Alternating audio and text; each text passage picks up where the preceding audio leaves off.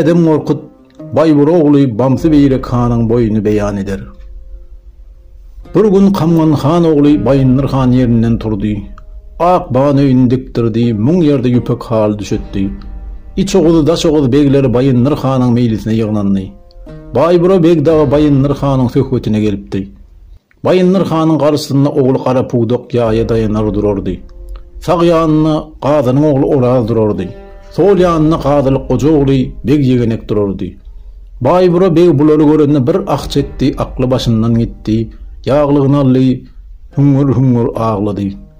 Beyletgeç kalın oğuz arkası Bayındır Han'ın giyugusi, salırgadan qavı diyidini çöktü, qavak dikivan. Baybura bege bakıp, beg niçin ağlap bozlarsın deydi. Baybura beg Han'adan niçik ağlamayın, niçik bozlamayın. Oğullu ortocum yok, kardeşte kadırım. Tanrı meni qargaptır. Begiler ornum üçün ağlarım. Bir gün molar yaramarın ölürün, yerimne ornumna kimse qalmaz deydi. Qazan, ne dilersen deydi. Baybura beg, vah menin dağı bir oğlum olsa, Han Bayındır'ın qarşısını alıp dursa, qulluk etse, menen bakıp söyünsem, quvansam deydi. Beyle digeç qalın oğul begileri yüzünü göğe tuttular, el qaldırıp dilek dilediler. Tanrı sana bir oğul versin deydiler. O döwürde begilerin alqışı alqış, qargışı qargış olurdu, dilekler kabul olurdu. Baybijan beg dağı yerinden ör turup, begiler maňa dağı dilek dileň, Tanrı maňa bir qyýyt bersin deydi. Alın oğuz begileri el qaldırdılar, dilek dilediler. Tanrı sana bir qyýyt bersin deydiler. Baybijan begiler, Tanrı maňa bir qyýyt berse, siz tanık bolun. Qyýdym Baybura beg oğluny doga agdagly bolsun deydi.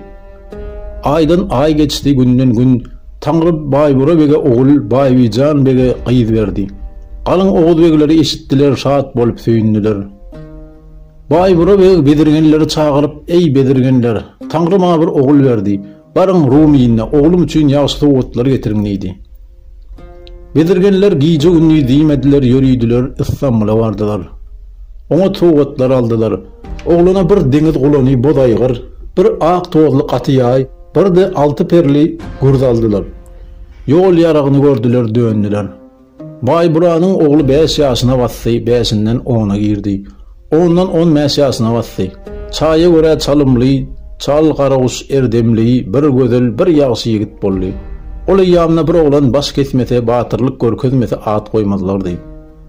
Baybura begin oğlu atlanyny awa çykdy. Awaglar atasynyň sürüsiniň üstünden mardy. Çopanmasy garşylady, konaklady, iý içip oturdular. Şol wagt bedirgenler oğuz ýylynyň araçagyna ýetipdiler. Yarmasyn, ýarjymasyn, Ewnik galasynyň kapyrlary bulary ýyzarlap, olar ýatyr qaduýdan söz 500 kapyr bolup döküldüler, çapdylar, mallary taýladylar. Bedirgeniň ulusy tutuldy, başgasy oğuzyň ucunny ala çadyry, sagynna 50, soluna 50 adam duran ýigidi gördü. Bedirgen özü bile, ýaşy ýigidi meňdeýir, baryp ondan haray toraýyn deydi. Gelip, ýaşy ýigit, beg ýigit, üýnü maňla, sözüm diňle, 16 ýyllar argyşa gitmişdim. Ýanymyz bile Oğuz Hanyň oğluna bir sowgat getirdik. Ewnik galasynyň 500 kapyry üstümize döküldi. Kardeşim tutsa boldy, malymyzy ýağmaladylar. Garabaşym getirdim, sana geldim. Garabaşym gurban ýigit sana haray diýdi. Oğlun şerap içip duran käsesini ýere çaldy. Bedirgene, at bile donumy getiriň, men söýen ýigitler atlansyn diýdi. Bedirgen dağı öňlerine düşdi, kılavuz boldy. Kapyrlar dağı düşüwan bir ýerde akçalary ülüşerdi. Bir demne arslany pelwallaryň gaplaňa bodaglan ýetdi. Bir iki diýmedi kapyrlary kılıçlady, baş kaldyranyny öldürdi, bedirgenleriň maňyna oturdy. Bedirgenler, beg ýigit, bize ärlik etdiň, gelinni beginin malyny alýdylar. Ýigidin gözi bir deňiz gulanyna, bir tozly ýaýda, bir hem gurdydy. Bu üç sady begenni. Bedirgenler bulary begendim diýdi. Beýle diýgenç bedirgenler oýa batdylar. Ýigit, ne isläm zadym köpmü diýdi. Bedirgenler, köp däl, emma ki biz bulary begimiziň oğluny alyp bararys diýdi. Oğlan, begimiz kimdir? Baybura beg diýdiler. Oğlan özüne, munnalarymdan atamyň ýanyna alsam ýegdir diýdi. Atyny gamçylady, ýola düşdi. Bedirgenler ardyndan baka galdylar. Bu oğlan atasynyň ýanyna geldi. Bedirgenler geldi diýip buguşlady. Çadır ağ otog diktirdi. Yüpek halçılar düşetti, geçti, oturdu. Oğlunu sağ ýanyna aldy. Oğlan bolun geçen zat hakkında dil yarmadı. Kapırları kırınlığın söylemedi. Şo adı bedirgenler geldiler, baş egip salam verdiler. Görsek baş kesip mal oturan yigit Baybura begin sağ yanına oturur. Bedirgenler gelip yigidin elini öptüler. Atası muğa qaharlandı. Ay samzıklar ata doğurka kaçan oğlun el öpüler deydi. Aydarlar, hanım bu yigit senin oğlun mu? Benim oğlumdur. Öncüman hanım başta onun elini öpmemenin sebebi ol bizim malımızı oturdu deydiler. Baybura begin, näme oğlum baş kesip batırlık etti mi? Hava baş kesip batırlık etti deydiler. Onunla bu oğluna at koysak bolar deydi. Bolar sultanım artığı bile bolar deydiler. Kalın Oğuz beglerini çağırdı, konukladı. Däde Morkut geldi oğluna at koydu. Üýnüm dinle, sözüm dinle Baybura beg. Taňyr sana bir oğul berdi tutaversin. Bagryňda dursun, agyr sancak göterenine yarany arkasy bolsun. Karşı yatan kara qarly dağlardan aşar bolsa Taňyr oğluna aşyp bersin. Joşup akan suwlardan geçer bolsa geçit bersin. Yaga yerine Taňyr oňa gaýrat bersin. Sen oğluňa bamsy diýip oňşarsyň. Munyň ady boday gyrly bamsy birek bolsun. Adyny men berdim, ýaşyny Taňyr bersin diýdi. Alyň Oğuz begleri el galdyrdylar. Bu at bu ýigide gutly bolsun diýdiler. Begler awa çykdylar, boday gyryny çekdirip birek minni. Birden iki bir türlü keyik geldi. Bamsy birek gowlady, kowa bir yere bardy. Görse gök çaýyryň üstünde bir gyzyl otak dikilmiş. Bu öý kiminki diýdi. Ol bu öýüň adaglysı ala gözli gyzyň kydygyndan hawary ýokdy. Birek bu öýe barmaga çekindi, öz-özüne näme bolsa bolsun häzir awma awlaýyn diýdi. Keyigi siňirledi, öýüň öňüne geldi. Görse bu öý adaglysı Banu Çiçegiň öýmüş. Banu Çiçek öýüň içinden bakardy. Aýu gyýlar bu oğlan bize ärlik satýarmy diýdi. Barıň mundan paýdalaň diýdi. Gysyrja ýeňe diýirlerde bir hatyn bardy, paýdalady. Beg ýigit bize awdan paý berilmisin diýdi. Birek, men awçy däl, beg oğlu begem, barsa sizinki bolsun diýdi. Soramak aýyp bolmasa bu öý kiminki? Beg ýigidim, bu Baýbyjan begiň gyýdy Banu Çiçegiň öýü diýdi. Muny eşden biriň gany gaýnady, edep bilen ýyda çekildi. Gyýlar keýigi götürdiler. Gödüller Banu Çiçegiň öňüne getirdiler. Görseler semedi keýigi ekeni. Banu Çiçek, gyýlar, bu ýigit kimdir diýdi. Gyýlar, ýüzüni kaply ýigit, ýagşyn ýigit, beg ogly begmiş diýdiler. Banu Çiçek, hay gyýlar, atam maňa men seni ýüzüni kaply birige bererin diýipdi. Bu şol oglan mulaýmasyn çağıryn habarlaşaýyn diýdi. Çağırdylar, birek geldi. Banu Çiçek ýaşmaklanyny habar alışdy. Ýigit gelişiň kandan diýdi. Birek iç oguzdan kimlerdensin? Baybura beg ogly bamsy birlik diýirler maňa. Gyýy, näme maslahat bilen geldiň ýigit? Birek, Baýbyjan begiň bir gyýdy barmyş, onu görmäge geldim. Gyýy, ol saňa görünjek gyýy däldi. Ýöne men Banu Çiçegiň enekesi. Bile awa çykaýly. Eger atyň meniň atymdagy geçse, onuň atyndagy geçendir. O kataýly meni ýeňseň, onuň dagy ýeňligiňdir. Göreşeýli meni ýyksaň, onuň dagy ýykan ýalyr diýdi. Birek hoş bolar diýdi. İkisi atlandylar, meýdana çykdylar, at depdiler. Biriň aty gyýdyň atyny geçdi. Ok atdylar, birek gyýdyň okuny ýardy. Gyýy, ýigit meniň atymdan kimse geçmänini, okumy kimse ýarmandy. Inni gel göreşeli diýdi. Atdan iniler qar başladılar. İki pelwan ýaly bir-birige sarmaşdylar. Birek gyýdy, birek ýerden götürjek ýykjak boldy. Birek ýadady, öz-özüne. Bu gyýdan basylsam, galyň oğuz içinde başyma kakynç ýüzüme tokunç ederler diýdi. Gaýraty geldi, gyýdyň göwsünden tutdy ujuny. Bu gedek birek gyýdyň iňçe biline girdi, baglady, arkasyny ýerurdy. Gyýy, ýigit Baýbyjanyň gyýdy Banu Çiçek mendir diýdi. Birek üç öpdi, bir diýişledi, toyuň gutly bolsun han gyýdy diýip barmagyndan altyn ýüzüňi çykardy. Gyýdyň barmagyna geçirdi. Ortamyzda bu nişan bolsun han gyýdy diýdi. Gyýy, beýle bolsa inni ileri durmak gerek, beg ogly diýdi. Birek baş üstüne diýdi. Birek gyýdan aýrylyp öýlerine geldi. Atasy, ogul bugün oğul ýylynden ne gördüň diýdi. Ne bolsun han ata, ogly bolan oğluny ýörer, gyýly bolan göçürer diýdi. Atasy, ha ogul, seninle öýlenmek islermiň diýdi. Ruhsat bolsa ata. Atasy, oguzda kimiň gyýdyna köňlüň bar diýdi. Birek, ata meniň halan gyýdym şeýle bolmaly. Men yerimden turmadan ol tursun. Men garagoç atyma minmeden ol minsin. Men gyrıma yaga barmazdan ol baş getirsin diýdi. Atasy Baýbura han, Oğlum sen qyýdärle özüňe meňdeş pelwan islersiň. Bolsa bu qyýd baýwyjan meniň qyýdy mano çiçekdir diýdi. Birek edil öldür diýdi. Atasy, oğul bano çiçegiň bir däli gardaşy bar, adyna däli garçar diýirler. Qyýdy diläp barany öldürür diýdi. Galyň Oğuz beglerini çağıryp geňeşeldi. Galyň Oğuz beglerini çağırdylar, agyr gonaklyk eýlediler. Oğuz beglere, qyýdy isleme kim barp biler diýdiler. Barsa megerem däde gorkut barar diýip geňeşdiler. Däde gorkut, yaranlar meni ýiberseňiz bilersiz Baýyndyr hanyň tewlesinden 2 sana ýuguruk at beriň. Bir geçi başly aýygy, bir toklu başly dor aýygy. Birden gaçka gow bolsa birini minip birini ýeýin diýdi. Däde gorkutyň sözü makul geldi, aty berdiler. Megerem sultanym däli garçardagy ak banyny, ak otugyny urdurup ýoldaşlary bile puto ok atmaýa arşardy. Däde gorkut ýetip ötögden geçdi, salam berdi.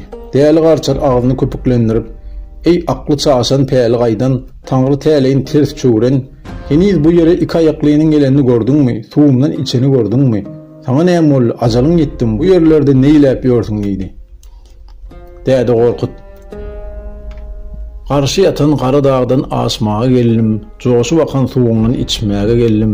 Iňe teňe dar goldugyňa gysylmaga geldim.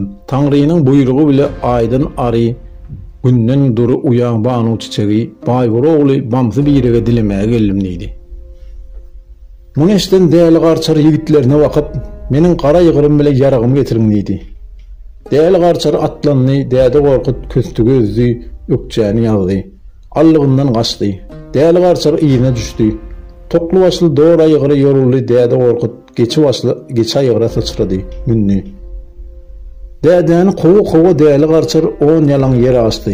Iýyndan yetdim diýdi, däde taňra sygyndy.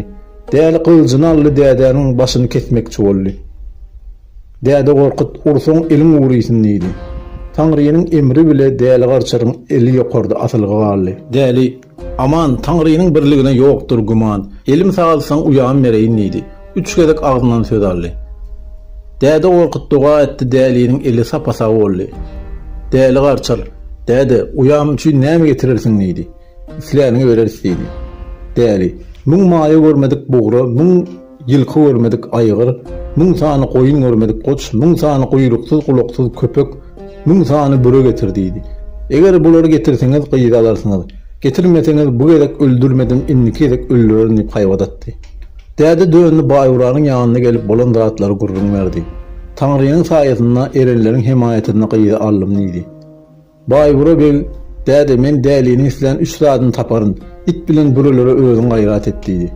Däde gorkut mallary alyp ýola düşdi. Däli garçar dädäniň gelýänini eşitdi, garşaldy. "Islen zatlarymy getirdiňmi däde" diýdi.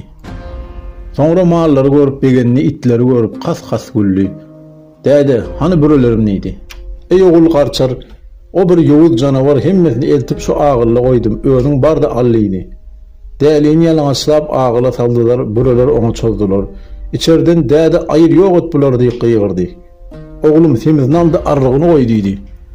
"Ay däde, munyň semizi de arrygy da ugrusyn, meni gotor" diýip bagyryp başlady. Däde gapyny açdy, däli daşary çykdy. Görse innam jany büreden görnen ok diýe. "Bar ogul tuwa gir" diýip däde gorkut ýol görkezdi. Büreler tuwak gitdiler. Däli gelip geýinni. "Däde, agyr toýuň ýaragyny göreberim" diýdi. Däde gorkut geldi, buýuşlady, toýuň enjamy görüp başlandy. Oğul döwründe bir ok atarlardy, ok nire düşdi. Şo ýerde öýlenjek ýigidi agoý dikerdiler. Gelin bile ýigidi şolaya salardylar. Biri kandagy ok atdy, agoýuny dikdirdi. Adaglysyndan birege bir gyzyl köýnek geldi. Birek onu giydi, ýoldaşlary kimsinni. Birek, "Ne boldy ýigitlerim" diýdi. "Sen bu köýnegi giýdiň, biz giýmedik" diýdiler. "Şoňa kimsinlermisiňiz? Bugün ben giýerini ertesi siz giýersiňiz. 40 gün içeli hemmäňiz giýip çykararsynız" diýdi. 40 ýigit bilen iýi biçip oturdular. Yaramasyň, ýarjymasyň duşmanyň içalysy baryp galasynyň begine habar berdi. "Ne oturýarsyň Baýwyjan beg, saňa berjek gyýdyny birege berdi. Bu giýje agoýa giýer" diýdi. 700 kapır bolup ulgady. Birek apalyja öýüň içinde iýi biçip oturdy. Giýje ýarysyndan kapyrlar döküldi. Biregiň musaýyba kılıjyny sýyrdy, elini aldy. "Başym biregiň ýolyny gulwan bolsun" diýdi. Onu şo ýerde kılıçladylar. Tereň bolsa batyrar, köplük bolsa gorkular. Ateşler ärüner, ýekäriň umydy bolmaz. 39 ýigidi bilen birek tutsagy gitdi. Daň atdy, gün nogdy, biregiň enatasy bakyp görseler, agoý görünmedi. Ak çekdiler, akyllar başlarından gitdi. Gördüler kim uçorda qarga gudugun uçar, gonor, tazy dolanar. Agoý ýykylypdyr, dargapdyr, Musa ebi ölüpdir. Biregiň atasy Baýura begi gawa tilpigini ally ýere çaldy. Dartdy, ýakasyny ýyrtdy, ogul diwan bögürde zarinlady. Ak burunjukly enesi buldur aglady, göz ýaşyny dökdi. Dyrnagy bilen al ýangyny dardy. Qargy kibi qara saçyny ýolly. Aglap sızlap öýüne geldi. Baýura begiň tüýnügi altyn ban öýüne ýas girdi. Gyýdy gelini kas gülmez boldy. Gyzylhyna ag elini ýakmaz boldy. Biregiň 7 gyýdygyny ag çykaryp qara donlar giydiler. Begim gardaşym, muradyňa maksadyňa ermediň, ýalňyz gardaş diýip aglaşdylar. Biregiň adaglysyna habar bardy. Banyň çiçek qara giyip ag donyny çykardy. Güýz almasy gibi al ýangyny darady. Al tuwulgamyň iýesi, alnym başym umydy, şa ýigidim, goç ýigidim, doýunça ýüzüňe bakmadygym han ýigidim. Men ýalňyz goýup kanna gitdiň ýigit, göz açwan gördügüm, köňül berip süýdügüm, bir ýastykda baş goýdugym, ýoluna öldügüm gurban mollugym, gadan meniň anagy, galyň oğuzyň emrinjisi birek diýip zar aglady. Muny eşitip gıyan telju ogly däli dönler ag çykardy, qara giydi. Biregiň ýoldaşlary agy çykaryp qara giydiler. Galyň oğuz begiler bireg üçin köp ýas tutdular, umyt düzdüler. Aradan 16 ýyl geçdi. Biregiň ölüsi diýirsi bilmediler. Bir gün gyýdyň dogan däli garçal Baýyndyr hanyň ýanyna geldi, diýde çökdi. Döwletli hanyň ömrü uzun bolsun. Biregiň diýri habaryny getirse gol çyzgap altyny akça bererin. Ölen habaryny getirene uýan bererin diýdi. Beýle diýgeç ýarmasyn, ýarjymasyn, ýalançy ogly ýaltyjyk. Sultanym, men gideýin, öl diýri habaryny getireýin diýdi. Meger birek motoy giýjesi giyen köýnegini beripdi. Ýalançy ogly ýaltyjyk köýnegi hana batyryp Baýyndyr hana getirdi. Baýyndyr han bu nedir diýdi. Biregi öldürüpdirler, bu da onuň köýnegi diýdi. Köýnegi görüp begiler böwgüre aglaşdylar. Baýyndyr han: "Ne aglarsyňyz? Biz bu köýnegi tanymarys, adaglysyny görkeň, ol dikenler ýagşy biler" diýdiler. Bardylar köýnegi banyň çiçegi görkezdiler. Gördü, tanydy, öýüdir diýdi. Dartdy, ýakasyny ýyrtdy, ajy dyrnak bilen ag ýüzüni ally çaldy. Güýz almasy gibi al ýangyny ýyrtdy. Göz açyp gördügüm, köňül berip süýdügüm, al tuwumyň iýesi, alnym başym umydy han birek diýip aglady. Biregiň enatasyna habar bardy. Apalaja ordasyna ýas girdi. Galyň oğuz begileri birekden umyt düzdüler. Ýalançy ogly ýaltyjyk kiçi toýun edip uly toýa taýýarlandy. Ýöne biregiň atasy Baýura beg umyt düzmedi. Bir gün bedirgelleri ýanyna çagyrdy. Barıň ülke aýlanyň, biregiň ölü diýri habaryny getiriň diýdi. Bedirgenler ýol ýaragyny gördüler. Giýje günni izdiýmän ýörüdiler. Duşman galasyna bardylar. Ol gün kapyrlaryň bayramy eken, iýip içip serhoş bolup ýörler eken. Biregi dagy getirip tamdyra çaldyrarlardy. Birek bedirgenleri gördü, tanydy. Olar bilen habarlaşyp iň ulusyny sorady. Uzak ýerden gelen argaç, beg atamyň, jan enemiň sowaty argaç, aýag udyn boz ata menen argaç, üýüni maňly tödüm diňle, galyň oğuz içinde uluş ogly salyrgadan sorar bolsam, sagmy gardaş, gıyan telju ogly däli dönleri sorar bolsam, sagmy argaç, ak sakally atamy, ak bürünjek enemi sorar bolsam, sagmy argaç, göz açwan gördügüm, köňül berip süýdügüm, Baýwy janyň gyýdy banyň çiçegi sorar bolsam, sagmy argaç, diýgil maňa qara başym gulwan bolsun saňa diýdi. Bedirgenler aýdar: "Sagmy sen, esenmi sen hanym mamsy? Gıyan telju ogly däli dönler sorar bolsaň, sagdyrmamsy. Garawyny ogly puwdagy sorar bolsaň, sagdyrmamsy. Ol begiler ak çykardylar, qara giydiler seniň üçin. Ak sakally ataňy, ak bürünjekli eneňi sorar bolsaň, sagdyrmamsy. Ak çykardylar, qara giydiler seniň üçin. 7 gyýdygynyň 7 ýol aýyrdyny aglar gördüm. Yüz almasy gibi al ýanaklaryny ýyrtar gördüm. Göz açwan gördügün, köňül berip süýdügün, Baýwy janyny banyň çiçek kiçi toýuna eýledi. ulu toyuna tayyar gördüm. Yalançy ogly ýaltyjyga barar gördüm Han Mirek. Parasarın galasından uçaber, apalaca öýüňe geleber, gelmeseň baýwyjan gyzy banu çiçegi allyrdyň, belli bildiydiler. Birek kalkdy, ağlaya 40 ýigidiniň ýanyna geldi. Gawa telpegini ýere çaldy, zarinlap. Yigitlerim billermisiz näler boldy? Yalançy ogly ýaltyjyk meniň ölüm habarym etmiş. Atamyň tüýnügi altyn ban öýüne ýas girmiş. Gazy meňzär gyýdy gelini aq çykaryp gara giymiş. Göz açuwan gördügüm, köňül berwan söýdügüm banu çiçek yalançy ogly ýaltyjyga bararmyş. Beýle diýgeç 40 ýigidi telpeklerini ýere çaldylar, böwgüre aglaşdylar, zarynlaşdylar. Meger sultanyň bu kapyryň bir gyýdy barmyş. Her gün biregi görmäge gelermiş. O gün ýene geldi. Biregi tukat gördü. Ne bolly hanym birek diýdi. Birek, niçin tukat bolmaýyn? 16 ýyldyr ataň tutduğun otyň. Ýene atamy gowy gardasy darladım. Gara gözli adaglym bardy. Yalançy ogly ýaltyjyk diýirler biri. Allap meniň ölüm habarym bermiş. Inni oňa berjekler diýdi. Beýle diýgeç birekde köňlü bolan gyz, "Seni qaladan urgun bile sallasam, ýylyňa baranda meni ýatlarmysyň?" diýdi. Birek galyjyma dogranayyn, okuma sanjylaýyn, yer gibi kertileýin, toprak gibi sowurlaýyn, sagman barsam seni mudam ýatlarym diýdi. Gyz urgun getirip biregi qaladan aşak sallady. Birek aşak bakdy, özüni yer ýüzünde gördü. Taňra şükür eýledi, ýola düşdi. Gidişine kapyryň ýylky sürütiniň üstünden mardy. Bir at bolsa minöýin diýdi. Görse özüniň deňiz gulany boz aýgyry muny otlap ýör. Boz atdagy biregi görüp iki aýagyna galdy. Biregi tanydy. Birek bu ýerde aty bilen söýleşir, görelýim ne söýleşir. Açyk meýdany meňzär alynjygyň, şam çıraga meňzär göz jagadyň, ýüpege meňzär ýaljagadyň, goşa gardasy meňzär gulajagyň, er meýdany ýetirer arkajygyň, at diýmerin gardaş diýirin, gardasymdan ýegat.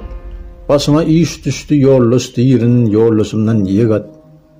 At başyny gallyrdy, birege garşy geldi. Birek at göwsüni ojaklady. Iki gözüni öpdi minni, kapyr galasynyň kapysyna geldi. 39 ýigidin çagyryp söýledi. Görelýim ne söýledi. Taňry ýol berdi, gider boldum azgyn kapyr. 39 ýigidim amanatdyr kapyr. Birek silse ýerine 100 nalaryn kapyr diýdi. Birek ally ýöriberdi. Kapyrlar ýerinden kogdular, yetmediler, döndüler. Birek ogdy ýylyna geldi. Görse bir odam geler. Birek ondan, "Odan nire gidersen?" "Toýa giderin." "Toy kiminki?" "Yalançy ogly ýaltyjyňky." "Kim öýlenir?" "Han biregiň adaglysyna."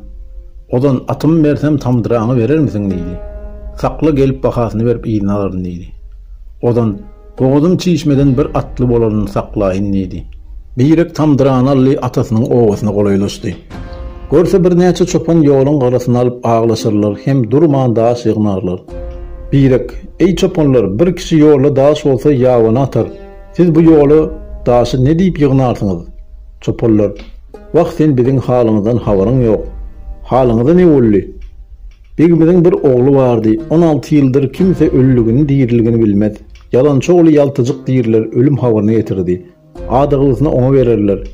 Gyz bu ýoldan geçer. Uraýly onu toý bolmasyn, deňine duguşuna barsyn" diýdiler. Birek, "Ýüzüňiz ak bolsun çopanlar, ýaňyzyň çöregi size halal bolsun" diýdi. Birek mundan geçip atasynyň ordasyna geldi.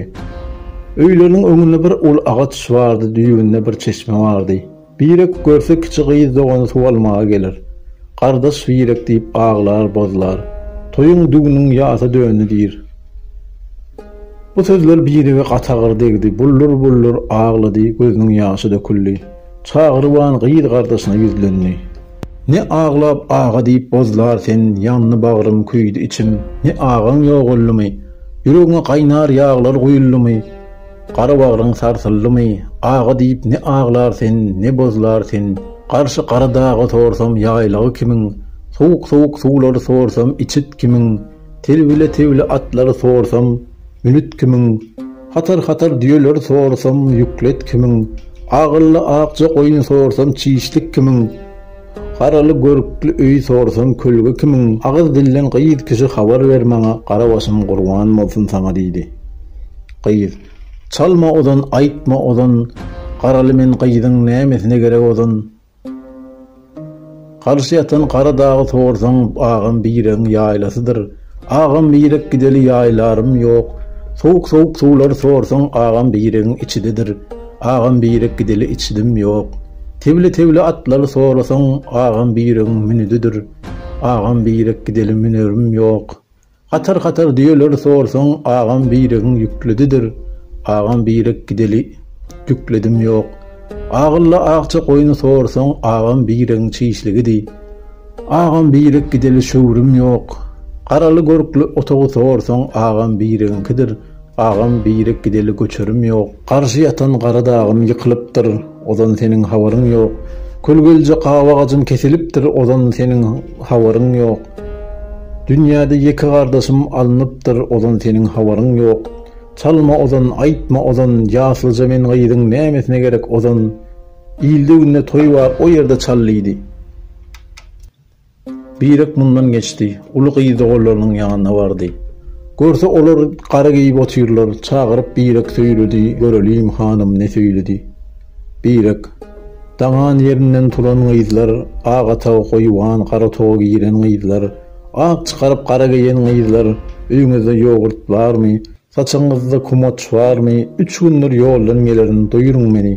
3 güne barmazdan Taňry begenlersin siz diýdi. Qyýdylar biregi doýurdylar, birek. Ağaňyzyň başy gözü sadakasy üçin köne dogan bersiňiz, toýa baraýyn. Ondan maňa dogan bererler, getirip doganyňyzy bererin diýdi. Qyýdylar bardylar, biregiň doganyny maňa berdiler. Alla geýdi, boýuna, bili-biline, goly-golyna gelişdi. Ulu qyýdy dogany muny birege meňdetdi. Gara gıyma gözlerine kan ýaş doldy, söýledi. Gara gıyma gözleriň üçin kelmesedi, ağam birek diýirdim ozan saňa. Ýüzüňe gara tüý basmasady, ağam birek diýirdim ozan saňa. Güýçli bilekleriň solmasaydy, ağam birek diýirdim ozan saňa. Opul ýörüýüşiňden, arslan gibi turuşuňdan, gaňrlywan bakışyňdan ağam birek diýirdim ozan saňa. Begenlerden irindirme ozan men diýdi. Qyýdy ýene. Bize aýdym aýtma ozan, ağam birek gideli bäri. Bize ozan geligi ýok, egniň näki dogany geýen ýok. Başymyzdan ýalygymyz allygy ýok diýdi. Birek öz-özüne, qyýdylar bu dogan bile meni tanyjaklar. Galyň oğuz begler dahy tanýyrlar diýdi. Göreýin oğuzda dostum kim, düşmanım kim diýdi. Dogany syrda çykardy qyýdylar adyňy. Bir köne dogan berdiňiz, başymy çiýişirdiňiz diýip, bardy bir eski düýe joluny gerisine atyp ugra berdi. Sürüp toýa geldi. Görse öýlenjek ýigit okatar. Garaguna oğlu Pugda Gadan begin oğlu Oraz. Begler başı yegene qyýdyň dogan däli garçar bile okatar. Açanly Pugda gatsa birek eliň mar bolsun diýirdi. Oraz atsa eliň mar bolsun diýirdi. Yegene gatsa eliň mar bolsun diýirdi. Yalançy ogly ýaltyjy gatanny eliň uğrýsyn, barmaklaryň çüýrýsyn. Hey doňuz ogul doňuz. Ýewlere qurban bol diýirdi. Yalançy ogly ýaltyjy gadaplanyp gaharlanyp, "Ey däli Porhan, nädip maňa beýle sözler aýdardyň? Gel meniň ýaýymy çek, ýogsa boýnuň oraryn" diýdi. Beýle diýgeç beýrek ýaýy ally çekdi, ýaýy sapyndan iki böldi. Götürdi öňüne, torga ýatmaga ýagşy diýdi. Yalançy ogly ýaltyjyk muwakkaty gahar etdi. Biregiň ýaýy bardyr, getiriň diýdi. Bardylar, getirdiler, birek öz ýaýyny görende ýoldaşlar ýatyny düşdi. Laçyn guşlara girip awa ulanım, tuladarydy qurlary gowdugum, ýagy ýurdy elimne gyl kirişliğim, aýgyr berip allygym, tozly gatyýaýym, boğa berip allygym, boğuma kirişliğim, bekli ýerde goýdum geldim, 39 gardaşym ýigidim, 39 ýoldaşym, 2 argysym diýdi. Birek ýene, begler siziň yskyňyza çekeýin ýaýy ataýyn oku diýdi. Giýegiň barmagynyňky ýüzügi nişany aldy, atdy, ýüzük paralandy. Oğuz begler muny görüp el çarpdylar, gülüşdiler. Gadan beg bakyp tomaşa ederdi, adam gönderdi, biregi çağırdylar.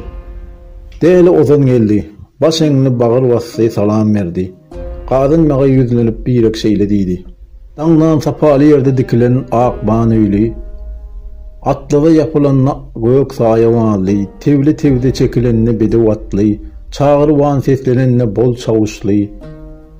Yaykanına yağ dökülen bolna umatly, ejidlerin arkasy, miskinlerin umydy, Bayındır Hanın giyewsi, Laçyn usuň çagasy, Türkistanyň diregi, Amyt soýunyň arslany, Garaçygyň gaplyňy, Oňratyň eýeti Han Orudyň atasy, Hanym Azan. Üýdüm aňla sözüm diňle, daňdan turup ak ormana girersin, ak goňyň puwdagyndan burgaýwan geçersin.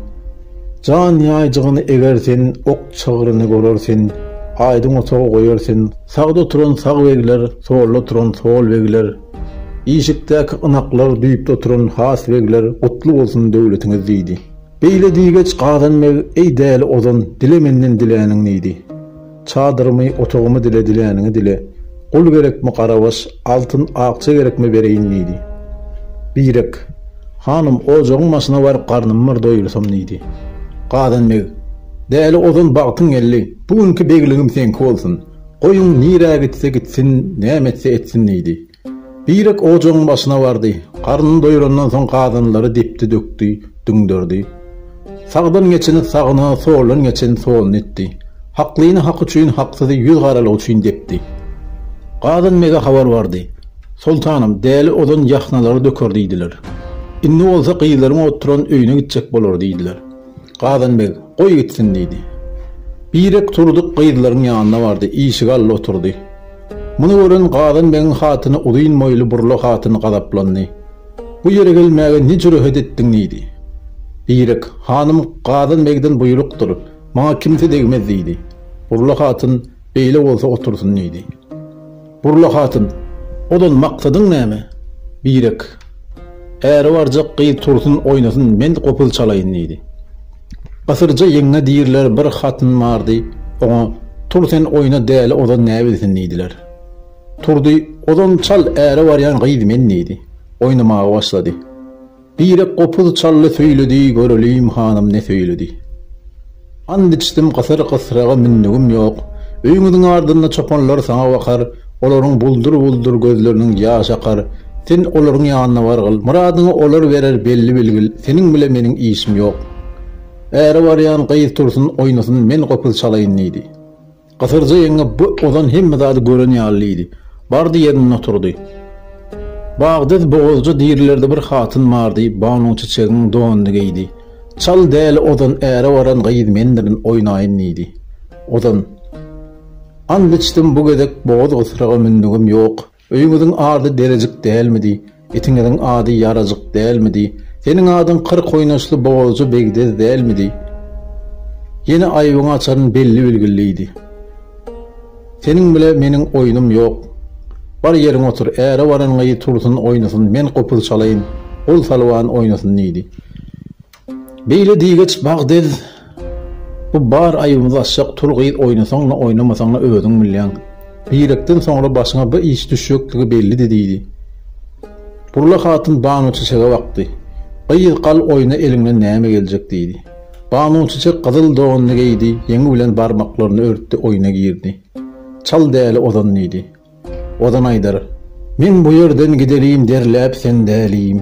Akça garlar ýagmyş diýdi ýetmiş, Han gyýynyň öýüne gulgurnak tükenmiş, Han gyýynyň öýü küýdalmış, suwa barmış, bileginden 10 marbagyny suwa salmış. Gyzyl altyn getiriň Han gyýyna dyrnak ýonuň, aýyplyja Han gyýdy äri barmak aýyp bolar diýdi. Muneşiden banyň çiçek kakydy gadaplandy. Däli odan meniň kimisim barmydyr, kim maňa aýyp goşar diýdi. Kümüş gibi ak bilegini açtı, elini çıkardı. Bireğin barmağına geçiren yüzüğü göründü. Birek yüzüğü tanıydı. Tam durasını alıp şeylediydi. Birek gidel veri deri depe çıktın mı gıyız? Sermenip dört yana baktın mı gıyız? Qargı gibi qarak saçını yollun mu gıyız? Qara gözden acı yaşın döktün mü gıyız?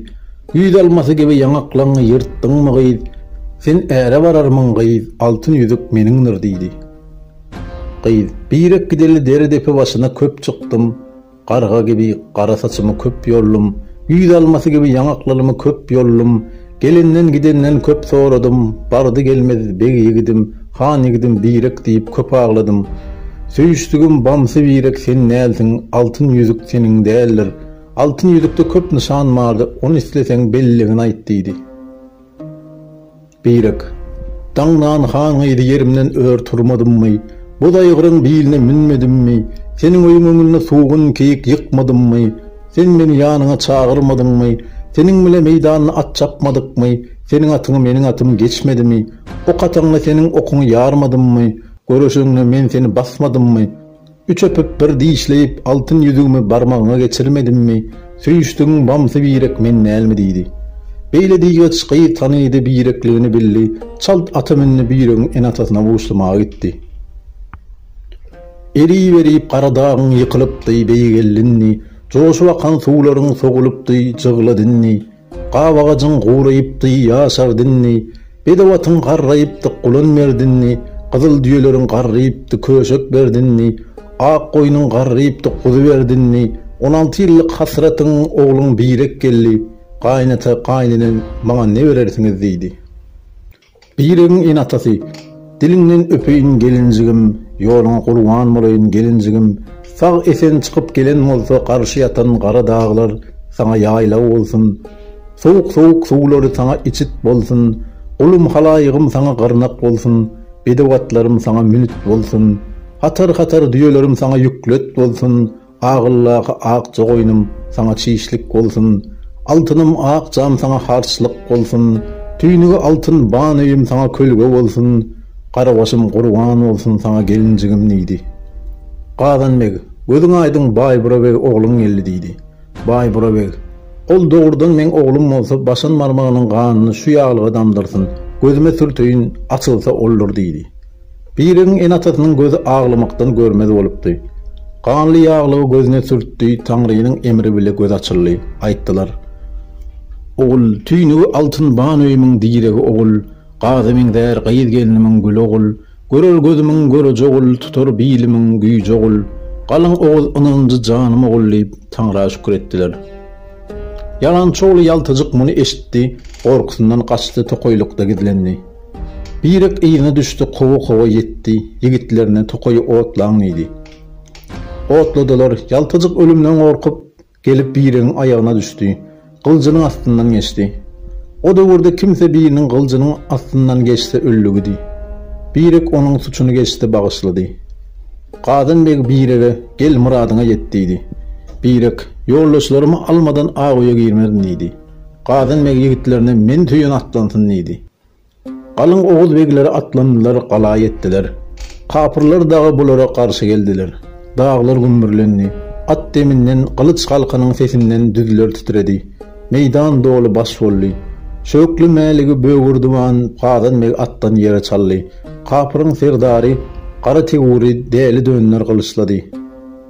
Qararslan melegi qara pugdak ýere saldy. Derelerde kapyra qırgyn ýerdi. 7 kapyr begi kılıçdan geçdi. Birek, yegenek, Gadanbeg qara pugdak däli dönler Gadan ogly Orudbeg dagy Sagaman ogy diline döndüler. Birek 39 ýigidiniň ýanyna geldi. Olar Sagaman allyk aýtdy. Baýburabegin ogly bamsy birek Baýbyjan begin gaýdy bano çegally. Ak banöýüne ak otagyna girdi, toýuna başlady. Bu 40 ýigidiň bir näçesini Gadanbeg, bir näçesini Baýyndyr han öýlendirdi. Birek hem 7 gyýyz doganyny 7 ýigide berdi. 40 ýerde ak oýdy killi, 39 gyýyz okatdylar, 39 ýigit okumaýyndan gitdi. 40 gün 40 gece toy boldy. Birek ýigitleri bile maksat murada ýetdi. Däde gorkut gelli şaatlyk çaldy, boy-boylady, toy-toylady. Batyrlaryň başyna geleni söýledi. Bu oguznama biregiň kosyn idi. Ýom mereýin hanım, qara dağlaryň ýykylmasyn, kölgelji gawagasyň kesilmesin, ak sakally ataň ýeri uçmak bolsun, ak bürünjekli eneň ýeri behişt bolsun, ogul ile gardaşdan aýyrmasyn, soňky demne ary imandan aýyrmasyn, amin amin diýenler diýdar görsün, ýygyşdyrsyn, düýrüşdirsin, günäňe de Taňry bagyşlasyn, hanım hey.